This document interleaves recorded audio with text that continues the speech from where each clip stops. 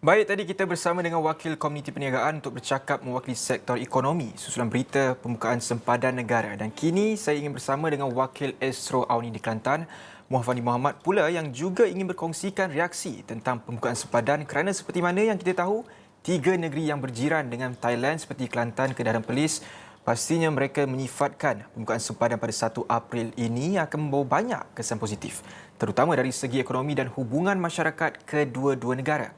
Jadi kita ingin terus bersama dengan Muhammad Fandi. Terawal sekali, Muhammad Fandi, apa agaknya jangkaan penduduk di Kelantan misalnya? Adakah boleh kita juga menjangkakan kawasan-kawasan seperti Tumpat, Rantau Panjang di sana kembali sesak seperti sedia kala selepas ini? Baik, terima kasih Faris. Jika dilihat pada situasi sama ada di Rantau Panjang ataupun di Pekalang Kubur, ibaratkan peniaga di situ hidup segan mati tak mahu kerana sempadan negara ditutup. Kita melihat suasana dingin peniaga-peniaga tersebut, bahkan barangan yang dijual juga pun kadang-kala mungkin yang lama kerana tidak dibawa masuk yang baru. Begitupun apabila kerajaan mengumumkan sempadan negara akan dibuka, sudah pasti peniaga yang terkesan selama ini menyambut baik pengumuman tersebut. Dan lebih lagi, orang kata sanak saudara pertalian kekeluargaan antara penduduk Thailand dan juga penduduk di sekitar Rantau Panjang dan juga Tumpat, yang mana kebiasaannya sebelum ini seringkali peniaga ataupun penduduk di kedua-dua belah negara ini berulang-alik setiap hari melalui laluan yang melalui pintu masuk yang sah, sama ada di CIQ Pekalang Kubur ataupun CIQ di Rantau Panjang. Ada 3 pintu masuk secara sah ke Kelantan ini, dan juga untuk masuk ke selatan Thailand sama ada melalui Rantau Panjang, Pekalang Kubur dan juga di Bukit Bunga di Jeli.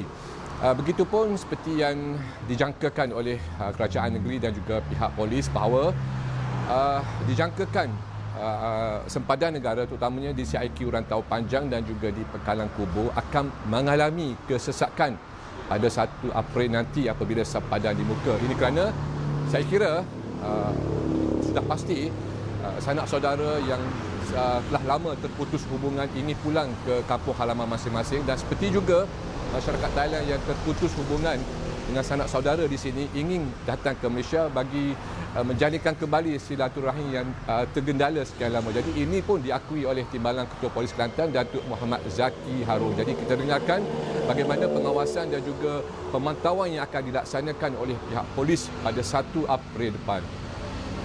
Kita kena melihat bagaimana kita nak mencegah terutama dari aspek COVID-19 ni, ialah mereka-mereka yang melalui pengkalan-pengkalan haram lah. Jadi kalau kita perketatkan di pintu masuk dan kita tidak perketatkan kawalan di jati-jati haram pun, saya rasa ia akan menjadi masalah juga pada negeri Kelantan ini khususnya. Jadi bagaimana kita tahu pengkalan haram banyak. Jadi pada hari ini saya dengan Merin meninjau, kita akan pastikan pihak Merin akan buat rondaan yang ketat, yang lebih daripada biasa apabila pintu sempadan ini dibuka. Dan kita masih lagi menunggu keputusan, mungkin satu mesyuarat akan diadakan di peringkat negeri untuk melihat apa SOP-nya dan apakah arahan-arahan yang khusus bagi negeri Kelantan yang mungkin agak berbeza dengan negeri lain. Itu saya tak pasti, tapi saya percaya satu mesyuarat akan dijalankan.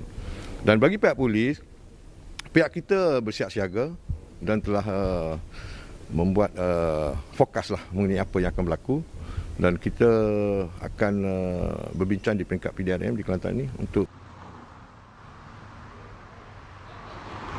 Faris, sebenarnya jika saya melihat kepada situasi di sebelah selatan Thailand, hasil daripada apa yang dimaklumkan oleh rakan-rakan saya di selatan Thailand, khususnya di Sungai Golok, mereka mengakui bandar Sungai Golok sudah mati. Ini kerana sebelum ini mereka mengharapkan pelancongan yang utamanya daripada rakyat Malaysia yang masuk ke Pekan Sungai Golok. Namun semenjak 2 tahun ini, Pekan Sungai Golok diibaratkan seperti pekan mati kerana ketiadaan dan juga rombongan daripada Malaysia yang masuk untuk membeli belah ataupun beriadah di sebelah selatan Thailand, khususnya di Pekan Golok dan juga di Songkhla ataupun Hat Nyai. Saya kira apabila pembukaan sempadan itu nanti, pekan-pekan perniagaan, pasar-pasar perniagaan, pasar raya, gedung menjual membeli belah, gedung menjual buah-buahan akan kembali beroperasi dan saya kira peniaga yang selama ini terkesan dengan keadaan pandemik ini, mereka memulakan hidup baru apabila sempadan dibuka. Dan untuk makluman juga yang pentingnya apabila sempadan ini dibuka bukan sahaja dari sudut ekonomi yang berkembang, sebaliknya ikatan kekeluargaan yang lebih utama yang saya lihat. Kerana sebelum ini saya juga dimaklumkan Faris, sekitar hampir 300,000 rakyat selatan Thailand khasnya yang berada di Patani ataupun Narathiwat, mereka mencari makan di sebelah Malaysia, sama ada menjadi tukang masak ataupun menjadi pemilik restoran dan sebagainya. Dan apabila sempadan ini dibuka, mereka yang sebelum ini tidak dapat masuk ke Malaysia, khususnya di Kuala Lumpur untuk datang ke Johor Bahru dan ke Pahang sebagainya, mereka akan datang ke sini dan memulakan perniagaan baru mereka. Kita tahu masakan tom yum, masakan apa saja yang berasaskan ala-ala Thailand ini, kesemuanya hasil daripada tukang masak dan juga mereka yang mahir dalam masakan tersebut yang datangnya daripada selatan Thailand itu, Faris. Dan juga Muhammad Fandi, kalau boleh saya nak bertanyakan juga, ramai yang lebih teruja nak pergi masuk ke Thailand ke ataupun ramai lagi yang lebih teruja untuk menyambut kedatangan rakyat Thailand ke negara kita itu sendiri, Muhammad Fandi? Sebenarnya Faris, kedua-dua pihak sama ada rakyat kita, rakyat Malaysia ataupun rakyat Thailand, kedua-dua pihak teruja untuk saling masuk dan juga saling keluar ke tempat ataupun masuk ke Malaysia ataupun keluar daripada Thailand ini, kerana kedua-dua pihak sama ada rakyat kita ataupun rakyat Thailand, mereka bergantung ekonomi antara satu sama lain. Seperti saya maklumkan tadi Faris, rakyat kita bergantung dari sudut ekonomi kerana di sana mungkin peniaga-peniaga boleh mencari barangan, peniaga-peniaga boleh mendapatkan barangan keperluan seperti toto dan sebagainya yang saya kira mungkin murah jika dibandingkan di sini. Begitu juga dari sudut penduduk Thailand sendiri, khasnya selatan Thailand, umat Islam selatan Thailand, mereka mengharapkan pekerjaan di tempat kita kerana mereka juga terbabit dalam industri makanan dan juga import ekspor, dan untuk itu kedua-dua belah pihak akan dapat memanfaatkan peluang ini dan kembali memulakan bisnes mereka, kembali memulakan operasi mereka, kembali memulakan restoran yang mereka selama ini terpaksa ditutup kerana mereka tidak boleh masuk ke negara ini. Dan pada masa yang sama juga Faris, dalam soal ini penguatkuasaan dan juga pemantauan perlulah dipertingkatkan oleh pihak berkuasa. Walaupun kita sedar, kita tahu sempadan Malaysia Thailand ini hanya dipisahkan oleh sebatang sungai, iaitu Sungai Golok, dan aktiviti penyeludupan seringkali dilaporkan berlaku. Dan saya juga sempat meninjau di pasar-pasar sebelah Kelantan ini, terdapat juga mereka yang menjual beras siam ataupun barangan daripada siam. Ini bermakna aktiviti penyeludupan menggunakan laluan tikus ataupun pekalang haram tetap berlaku di sepanjang sempadan ini.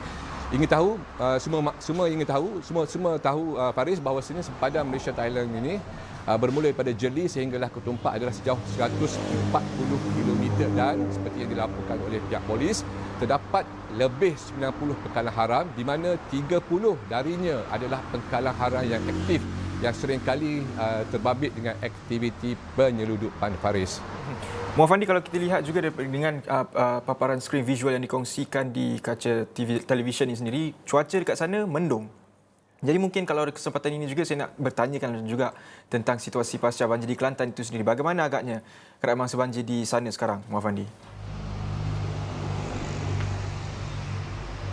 Sebenarnya kadang-kadang mendung, kadang-kadang panas, dan ketika ini cuaca agak panas sedikit.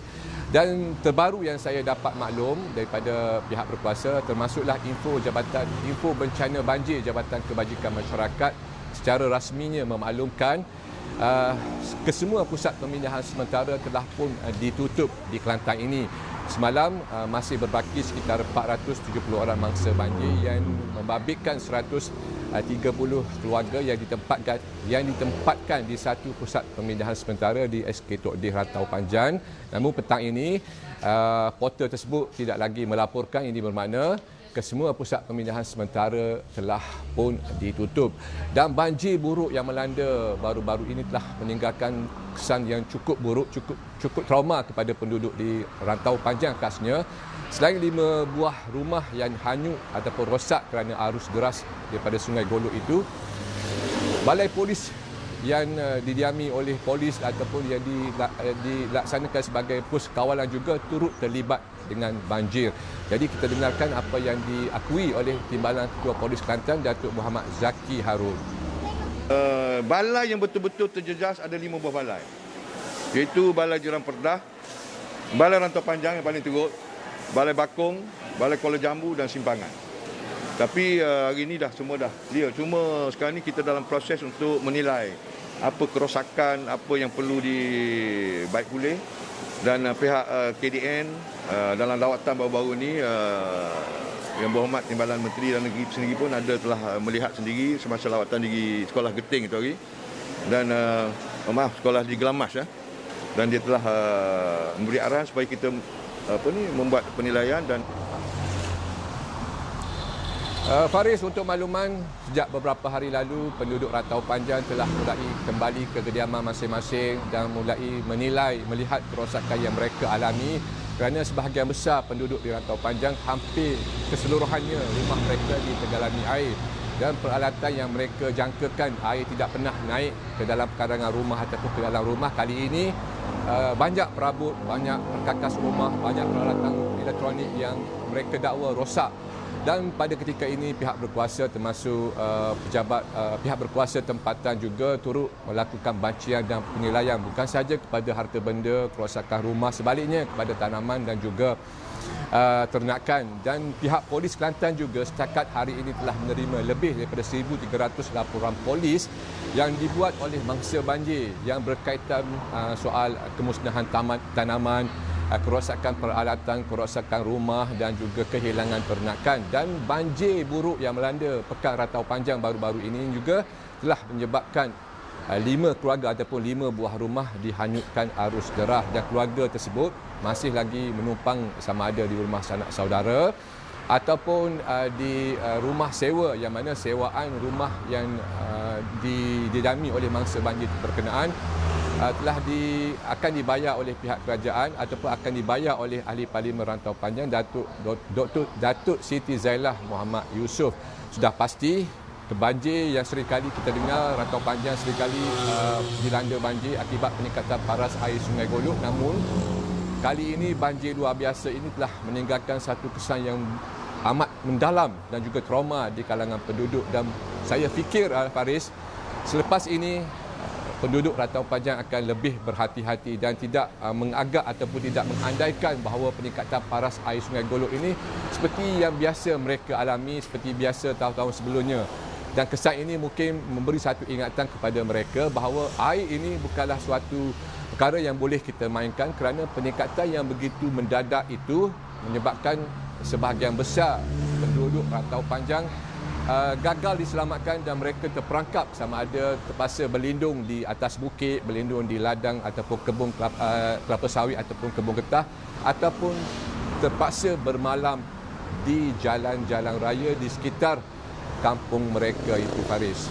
Baik, terima kasih banyak Muhammad Muhammad, Wakil Astro Auni di Kelantan. Banyak perkongsian yang dibawakan. Pertama tadi ada bercakap tentang persediaan pembukaan sempadan di Thailand itu sendiri di antara Malaysia dan Thailand, dan juga keduanya Muhammad ada juga berkongsikan tentang situasi pasca banjir di Kelantan. Pastinya laporan penuh akan dikongsikan juga oleh Muhammad di platform astroauni.com. Saya kira itu sahaja cerita untuk petang ini. Saya Faris Daniel. Assalamualaikum dan salam hormat.